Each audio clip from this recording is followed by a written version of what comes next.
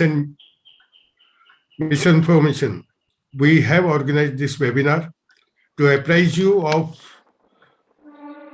all the earlier we had one webinar where we informed you about the rules. Now we are today this webinar is with regard to the implementation and the compliances you have to undertake to make to comply with these rules, whatever the compliances are required under the law that we will explain now.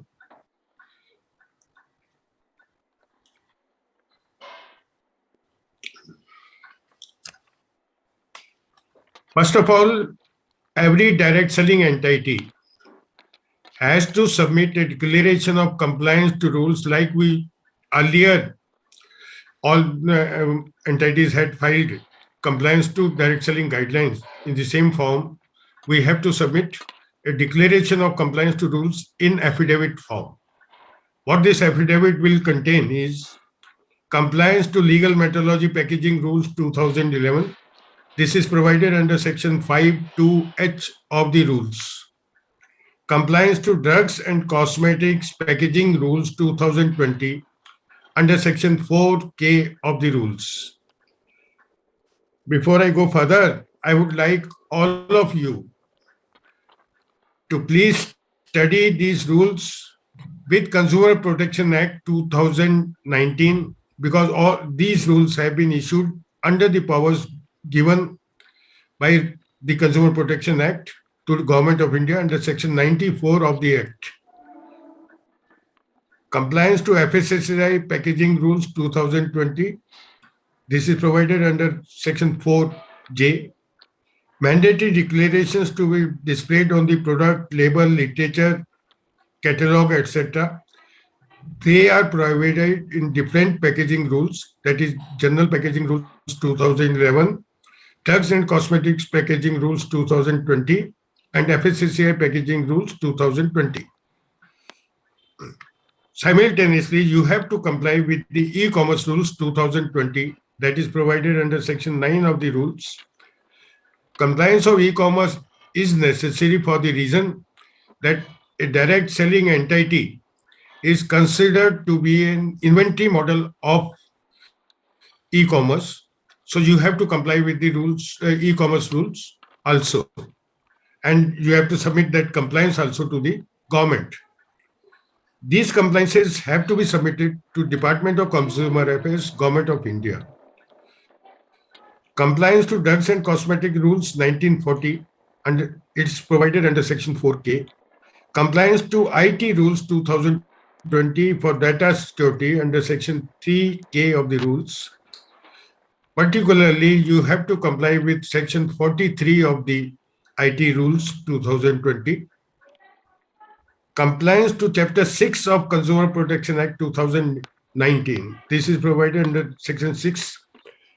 Second, this Chapter 6 of the Consumer Protection Act relates to mis-selling and unfair trade practices.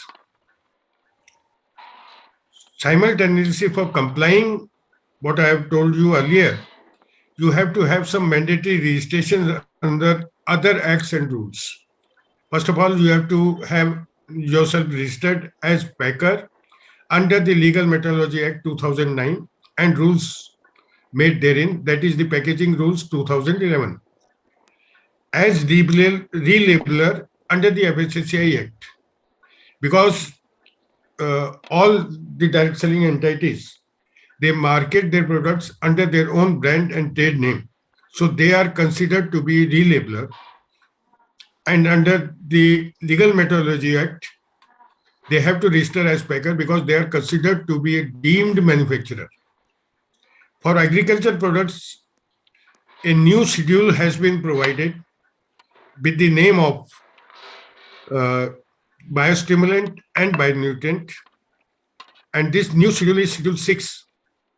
So whatever agri products you market, they have to be registered under Schedule 6 of the Fertilizer Control Order 1985. For each for each other product, whatever you market, you have to register yourself as provided under those respective acts.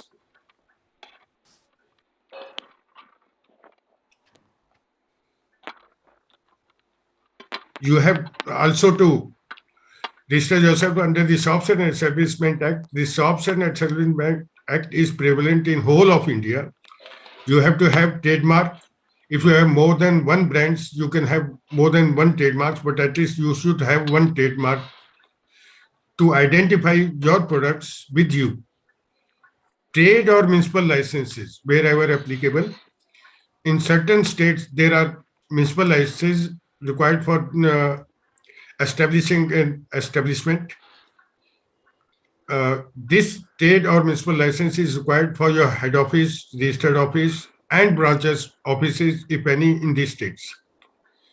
Mostly this trade and municipal license are prevalent in South and Eastern India. Professional tax registration, it is applicable only in 3 states, that is Jharkhand, Bihar, and West Bengal. So you have to register yourself for professional tax also.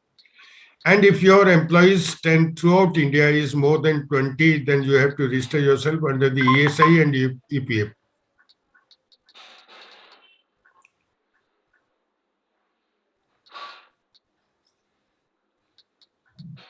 Compliance of direct selling and e-commerce rules under Section 5C. It is provided under Section 5C that you have to comply with direct selling and e-commerce rules, that is self-declaration. And this declaration you have to file with the Department of Consumer Affairs, Government of India. Other documents like SIN, MOA, AOA, PAN, GST, you have already filed for guidelines.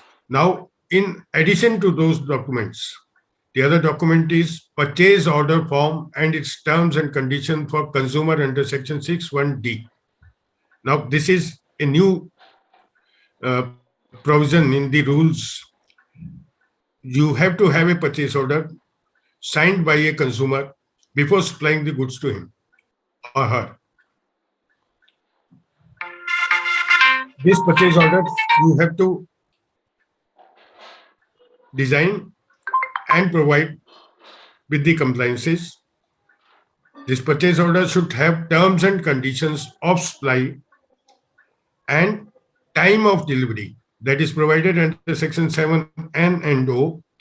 Place of delivery under Section 7N and O, it is provided mode of shipment by courier, by hand delivery, by transport, or by any other logistic means, whatever you provide, you have to write it clearly in the terms and conditions.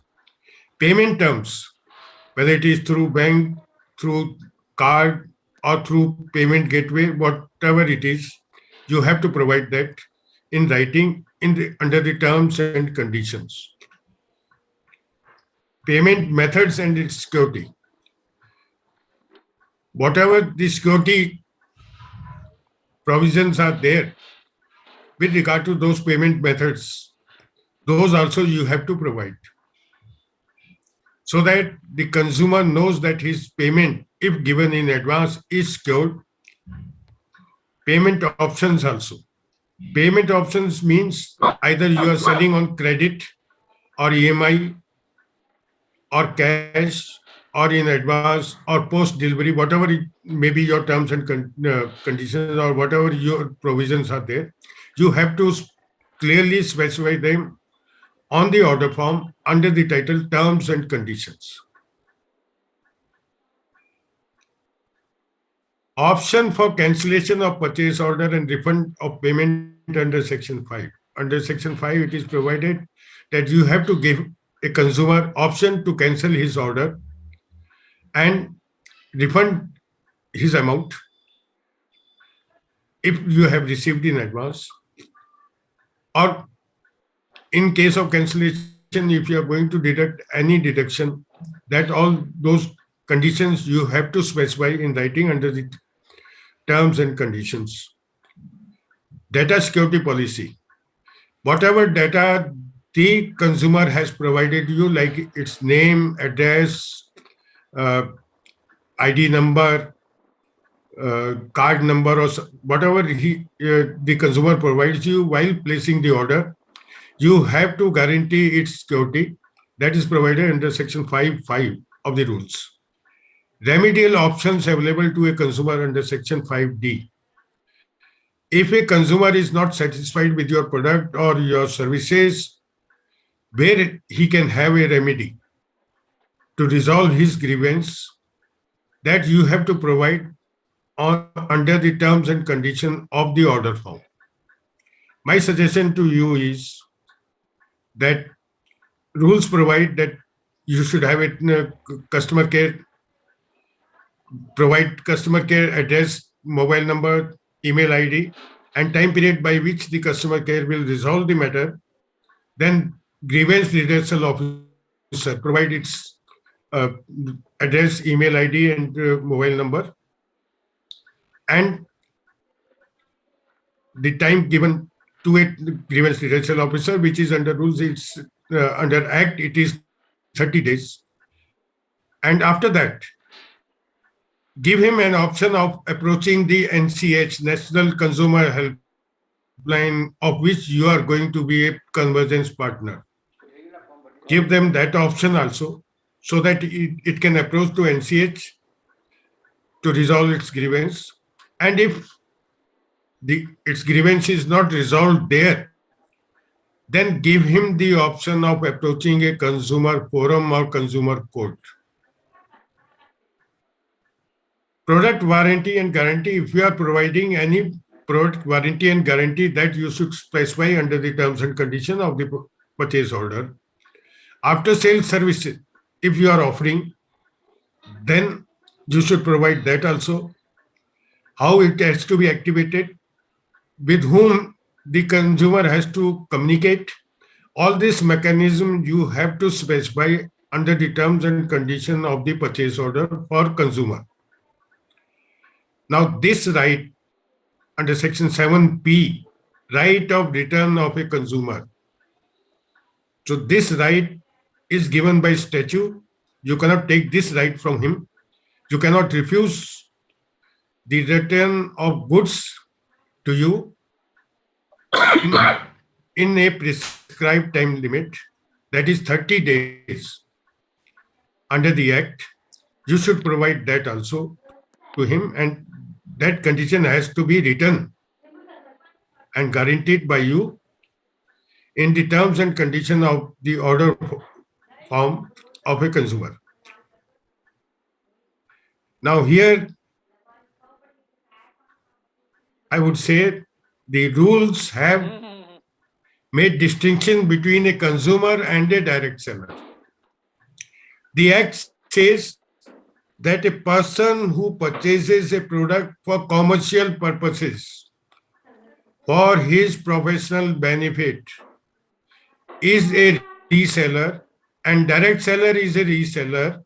So whoever purchases a product for reselling or for consumer interest, for commercial interest, is not a consumer. A consumer is a person who consumes the product. So consumer is different and direct seller is different.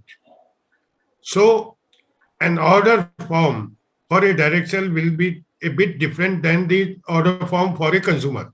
So you should have two order forms, one for consumer, one for direct seller. In the direct seller's order form, you have to specify time of delivery, place of delivery, mode of shipment, option for cancellation of purchase order and refund of payment if given in advance, product warranty and guarantee, after sales services if offered, its activation and communication mechanism.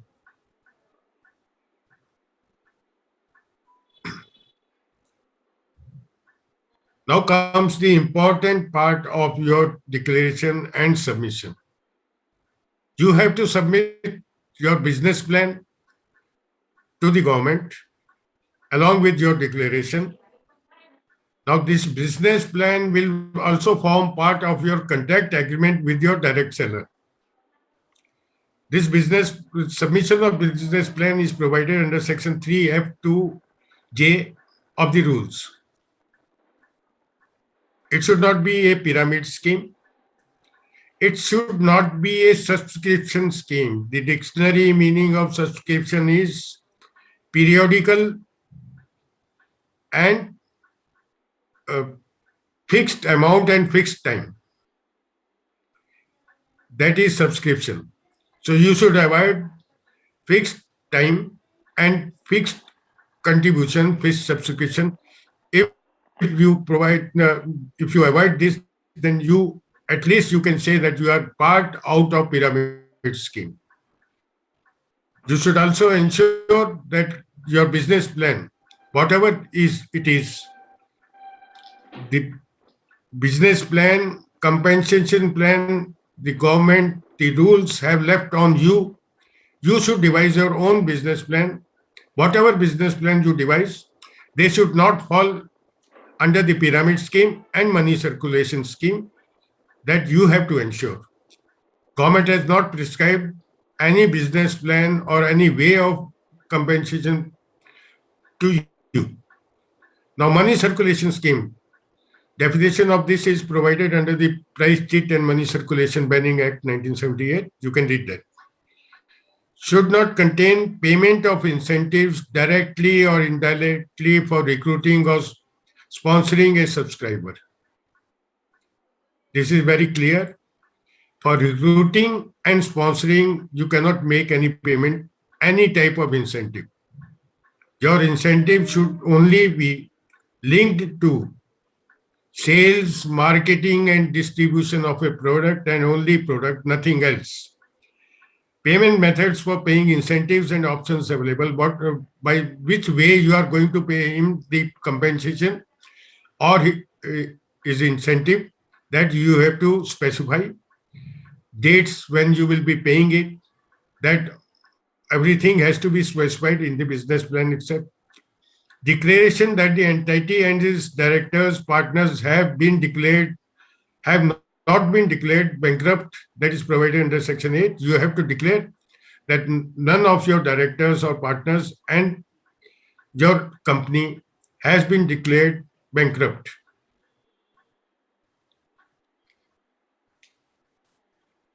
Another document which is very important for a direct selling business is the contract agreement with a direct seller, that is provided under section 5H of the rules. It says that all terms and conditions therein should be specific and clear. All policies and mechanisms should be part of the contract. Policies and mechanism means your business plan, remedial options available to a direct seller to redress his grievance, cooling off policy, grievance redressal mechanism, buyback guarantee. All these should be given in the contract agreement and should form part of the agreement.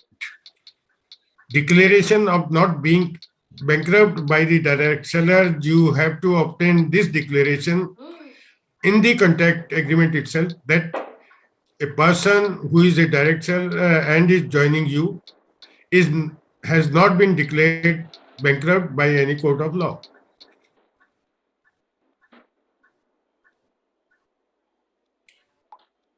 Grievance redressal mechanism, it is provided under section 5K of the rules. Buyback and refund mechanism is provided under section 5.2 of the rules. Sensitive personal data security mechanism, that also which was not earlier under the guidelines, but now it has been introduced. You have to declare in the contract agreement itself that what steps you are taking to preserve the data of a direct seller. Direct seller's registration application form, KYC, and its acceptable documents. Which documents for KYC are acceptable to you, you have to specify in them.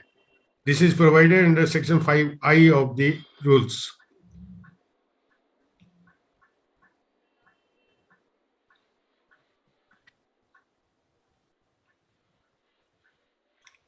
Now, panel provisions contained in the Consumer Protection Act.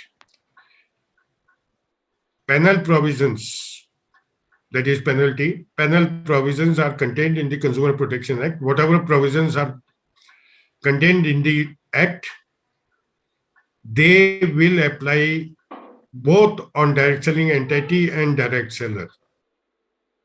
This you have to mention in your contract agreement also. All mandatory maintenance of records is provided under Section 4 will have to be maintained and displayed on its website by the direct selling entity. These documents, which are mentioned in Section 4 of the rules, you have to maintain, and you also have to display it on your website. And before display on website, they have to be certified by a company secretary. Both direct selling entity and direct sellers shall comply with the direct selling rules under Section 4 to 10.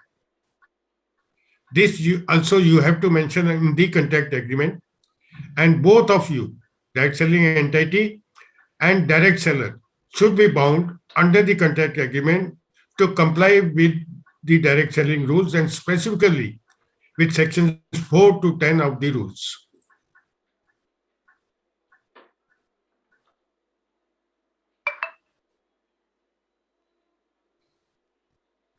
Now we will start question and answer session, and I and Mr. Puneet, we will answer whatever questions you have.